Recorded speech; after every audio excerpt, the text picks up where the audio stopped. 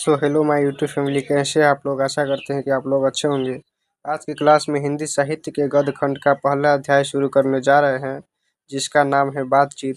इसके लेखक महान पत्रकार और निबंधकार बालकृष्ण भट्ट जी है। इसे हम आसान और बिल्कुल सरल भाषा में पढ़ेंगे कि बातचीत है क्या। तो चलिए शुरू करते हैं। लेखक का नाम है बालकृष्ण भट्ट। इनके जन्म 23 जून 1844 ईस्वी को हुआ था और इसका निधन 20 जुलाई 1914 को हुआ था। इसका निवास स्थान है इलाहाबाद, जो प्रयागराज बोला जाता है, अभी उत्तर प्रदेश में पड़ता है। इनके माता का नाम है पार्वती देवी और पिता का नाम है बेनी प्रसाद भट्ट, जो एक व्यापारी था। यह एक निबंध है। इसे हम ललित निबंध भी कहते हैं। अगर दोनों ऑप्शन में दिया रहे तो आप ललित निबंध को मारिएगा। आगे देखते हैं। बालकृष्ण भट्ट आधुनिक काल का भारतेंदु युग के प्रमुख साहित्यकार थे। ये बहुत इम्पोर्टेंट क्वेश्चन है, इसको ध्यान से देख लीजिएगा। आगे बढ़ते हैं। इनके प्रमुख रचनाएं क्या क्या है वो देखते हैं। उपन्यास में क्या लिखे हैं। रहस्य कथा, नूतन ब्रह्मचारी, 100 अजान, एक सुजान, गुप्त वैरी, रसातल यात्रा, उचित दक्षिणा, हमारी घड़ी और सद्भाव का भाव। अब आप बोलिए कि इनमें से सब याद करना है, तो नहीं, इसमें से सब याद करना नहीं है।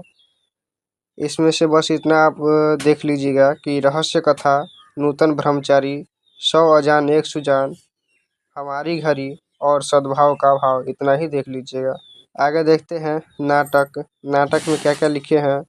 पद्मावती, किरातर जुनिए, उसके बाद है वेनी संहार, शिशुपाल वध, नल दमयंती या दमयंती स्वयंवर, शिक्षादान, चंद्रसेन, सीता वनवास, पतित पंचम, मेघनाद वध, कट्टरता, इंग्लैंडेश्वरी और भारत जननी, भारतवर्ष और कली, दो दूरदेशी, एक रोगी और एक वैद्य, उसके बाद है रेल का विकट खेल, उसके बाद है बाल विवाह। तो इसमें से आप इतना ही देख लीजिएगा, जिसका नाम है पद्मावती, उसके बाद नल दमयंती या दमयंती स्वयंवर, लास्ट में देख लीजिएगा रेल का विकट खेल और बाल विवाह। इतना ही में से आप लोग को हमेशा पूछा जाता है।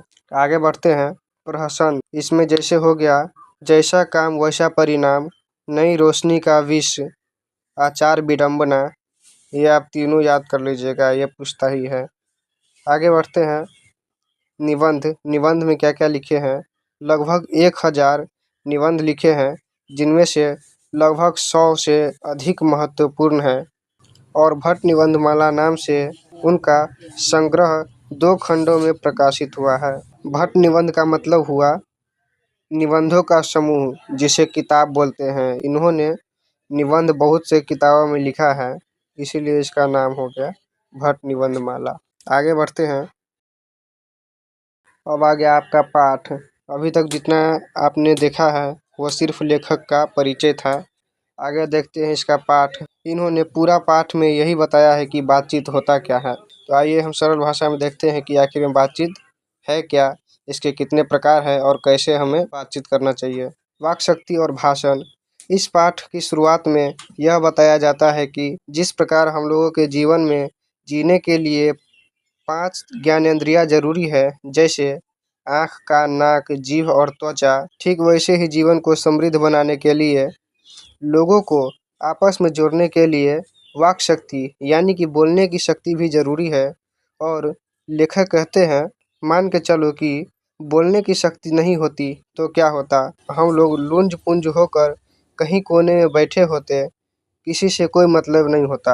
आप खुद सोचिए, अगर इंसान को बोलने की शक्ति नहीं होता तो वो अपना दुख दर्द या किसी भी प्रकार का समस्या किसी से शेयर नहीं कर पाता, किसी से कोई भी बात नहीं कर पाता, है कि नहीं। यह एक वाक शक्ति ऐसा शक्ति है जिसे भगवान का एक वरदान माना जाता है, जो ईश्वर ने मनुष्य को एक वरदान के रूप में दिया है, जिसे हम वाक शक्ति कहते हैं। आगे देखते हैं भाषण और बातचीत। भाषण में क्या होता है कि नेता लोग कभी कभी भाषण देते हैं तो वो भी बातचीत ही करते हैं, लेकिन उस बातचीत में कभी कभी ऐसा बोलना होता है कि लोग ताली बजाए। भाषण में ऐसे शब्दों का प्रयोग करना होता है कि लोगों को बुरा न लगे। लेकिन जो हम लोग आम बातचीत करते हैं उसमें हम अपने दिल की बात शेयर करते हैं। हम अपना दिल की बात किसी से बताते हैं और वो अपना दिल की बात हमें बताते हैं। यानी कि आप सीधा सा समझ लीजिए कि भाषण उसे कहते हैं जो लगभग हजारों व्यक्ति के सामने जो एक आदमी मंच पर जाकर के किसी प्रकार का भाषण दे किसी की उन्नति के बारे में, उसे हम भाषण कहते हैं। और आम बातचीत जो होता है वो हम लोग करते हैं किसी पारिवारिक में या किसी दोस्त यार से। जो हम लोग बात करते हैं उसे आम बातचीत कहते हैं। आगे देखते हैं।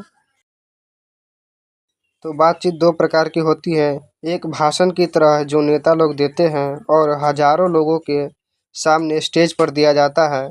और एक आम आदमी की बातचीत 2 से 3 लोगों के बीच में होता है जो प्रेमी प्रेमिका से करते हैं या दोस्त या रिश्तेदार से करते हैं। आगे देखते हैं। और बातचीत करने का अच्छा तरीका भी होना चाहिए। उस बातचीत में इतना रस होना चाहिए कि सुनने वाले व्यक्ति उससे प्रभावित हो जाए, यानी कि खुश हो जाए। तो अगर बातचीत करने का तरीका हम लोग को पता नहीं होता तो क्या होता। जैसे लेखक बताते हैं, रॉबिन्सन क्रूसो। रॉबिन्सन क्रूसो नाम का एक व्यक्ति था जो जंगल में कुत्ता और बिल्ली के साथ 16 वर्ष तक रहा था, जिसके कारण उसको मनुष्य जैसा बोलना नहीं आता था। 16 साल किसी इंसान को नहीं देखा था, नहीं सुना था। 16 साल के बाद वह फ्राइडे नाम के व्यक्ति की बात सुनता है और उसके साथ रहना शुरू करता है। तब जाके उसको पता चलता है कि बातचीत भी कुछ होता है। उसके बाद मान लीजिए कि उसको मनुष्य जीवन में दोबारा से जीवन मिलता है। यानी कि इसका तात्पर्य है, एक रॉबिन्सन क्रूसो नाम का व्यक्ति था जो हमेशा जन्म से ही जंगलों में रहता था, जानवरों के बीच रहता था। वैसा ही जानवर के बीच में रहते रहते उसको वैसा ही व्यवहार, वैसा ही बोली, चलना फिरना हो गया था, है ना। तो इसलिए उन्होंने इंसान को कभी नहीं देखा था, तो इंसान जैसा बोलने उसको नहीं आता था। फिर इंसान के बीच में जब रहना शुरू किया तो उसको पता चला कि बातचीत भी कुछ होता है। आगे देखते हैं। बातचीत के बारे में लोगों के अलग अलग मत है। जैसे बेन जॉनसन एक व्यक्ति थे, उनका कहना है कि सच है, बोलने से ही मनुष्य के रूप का साक्षात्कार होता है। जब तक मनुष्य बोलता नहीं तब तक उसका गुण दोष प्रकट नहीं होता। इसका तात्पर्य हुआ कि जब तक कोई भी मनुष्य बोलेगा नहीं तब तक उसका क्या स्वभाव है, कैसा व्यवहार है, वो हम लोग को पता नहीं चलेगा। जैसे खराब आदमी होता है कि कुछ भी बोल देता है कि नहीं, किसी के सामने कुछ भी बोल देता है, उसको कहाँ पर क्या बोलना है इसका उसको ज्ञान नहीं होता है। और अच्छा आदमी एक ऐसा आदमी होता है जो उसको हर चीज़ का पता होता है कि कहाँ पर कैसे क्या बोलना है, नहीं बोलना है।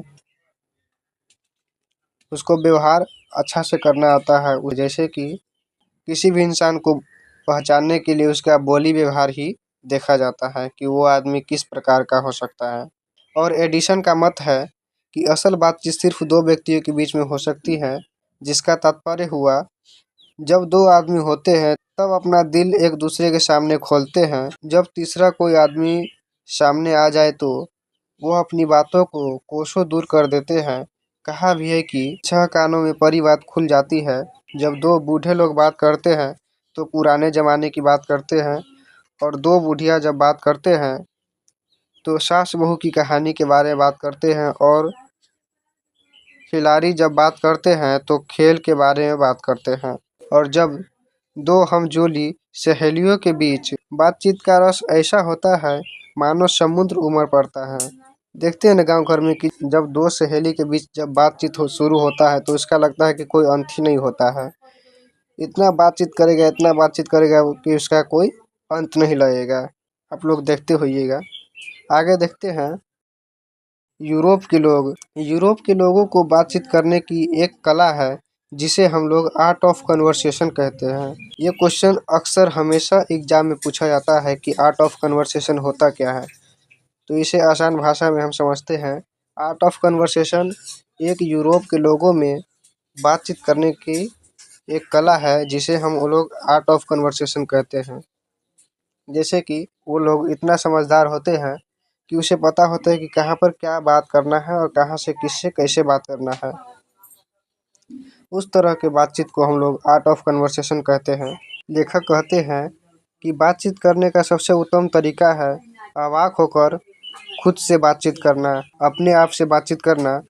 क्योंकि जब तक मनुष्य अपने आप से बातचीत नहीं करेगा, तो खुद के बारे में नहीं जानेगा, तब तक वह इंसान किसी भी चीज़ में सफलता हासिल नहीं कर सकता। जैसे जो इंसान खुद के बारे में नहीं जानेगा कि हम क्या कर सकते हैं, जब तक वो इंसान खुद के बारे में नहीं समझेगा, तब तक वह किसी भी चीज़ में क्या कर पाएगा। इसीलिए खुद को समझना सबसे बड़ी बात है। जो इंसान खुद को समझ गया, वो हर चीज़ कर सकता है। तो आज की क्लास कैसा लगा आप लोग को? अगर अच्छा लगा तो कमेंट कीजिए, लाइक भी कीजिए कि हमेशा इसी तरह आसान और सरल भाषा में पढ़ने के लिए हमें सब्सक्राइब कीजिए। धन्यवाद।